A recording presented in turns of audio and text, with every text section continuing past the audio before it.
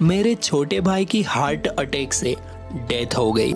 मगर बेचैनी का आलम ये कि 12 बज गए मगर नींद अभी भी दूर थी। आज हम आपके लिए एक ऐसी अनोखी कहानी लेके आए हैं जिससे आपको यह एहसास होगा कि जब भगवान को सच्चे दिल से याद किया जाता है तो वो आवाज़ उस परमपिता परमेश्वर तक ज़रूर पहुंचती है। यदि आपके पास कोई ऐसी कहानी हो तो आप हमें इंस्टाग्राम के माध्यम से भेज सकते हैं।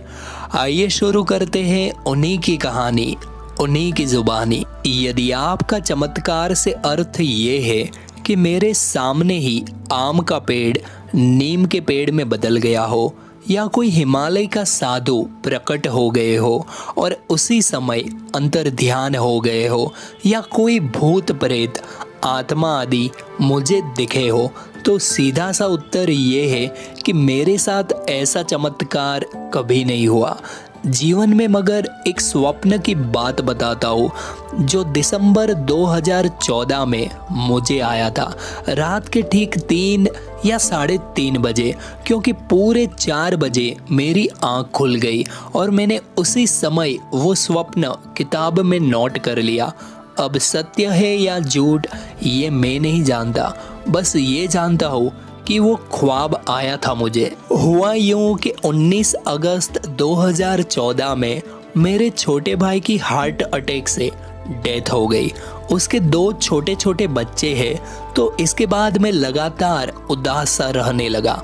मन संसार में ना लगकर केवल भगवान श्री हनुमान जी के बारे में ही सोचता रहता, और उदासी का आलम ये हुआ कि मैं जो लगातार हर महीने सारंगपुर हनुमान जाता था, दिसंबर तक बिल्कुल भी नहीं गया। मन की परेशानी बिल्कुल दूर नहीं हुई और एक रात में बहुत परेशान था। सुंदरकांड पढ़ते पढ़ते रात के 11 बज गए मगर नींद ना आई, तो सुंदरकांड के बाद मैंने रामायण उठा लिया पढ़ने के लिए। अब भगवान की लीलाएं पढ़ते जाओ और रोता जाओ, मगर बेचैनी का आलम ये कि 12 बज गए मगर नींद अभी भी दूर थी। भगवान हनुमान जी की याद में मन बहुत तड़फ रहा था और करीब 12:30 बजे मुझे नींद आई होगी। तो सुबह ख्वाब आया कि भगवान हनुमान जी मुझे दर्शन दे रहे हैं और वे मुझसे सारंगपुर हनुमान चलने के लिए कह रहे हैं, मगर मैं कह रहा हूँ नहीं, भगवान मुझे नहीं जाना, मेरा मन उदास है। तो वो बड़ी जोर जोर से हंसते हुए कहते हैं कि मेरे होते हुए मन उदास, ऐसा क्यों, चलो मैं आज तुम्हें सारंगपुर घुमाता हूँ। और वो मेरी बाह पकड़कर मुझे पहले सारंगपुर ले गए और कुछ ही समय में वे अंतर ध्यान हो गए और मेरी उसी समय नींद खुल गई। और आप यकीन करना, दिसंबर में भी मुझे पसीने आए हुए थे। तो ये था वो क्षण जो मैंने स्वप्न में महसूस किया था।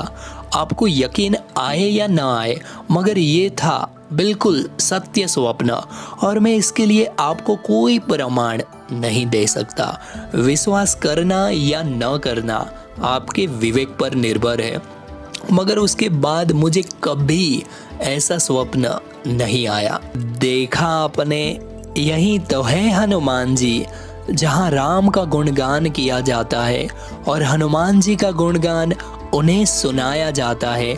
वहाँ हनुमान जी का प्रसन्न होकर स्वप्न में दिखाई देना यह कोई मामूली बात नहीं है। यह तभी होता है जब आपने उन्हें दिल से याद किया हो। इन्हीं के साथ मैं अपने शब्दों को विराम देना चाहूँगा। अगर आप ऐसे ही हनुमान जी से जुड़े चमत्कार जानना चाहते हैं तो कृपया चैनल को सब्सक्राइब ज़रूर कीजिएगा। जय श्री राम।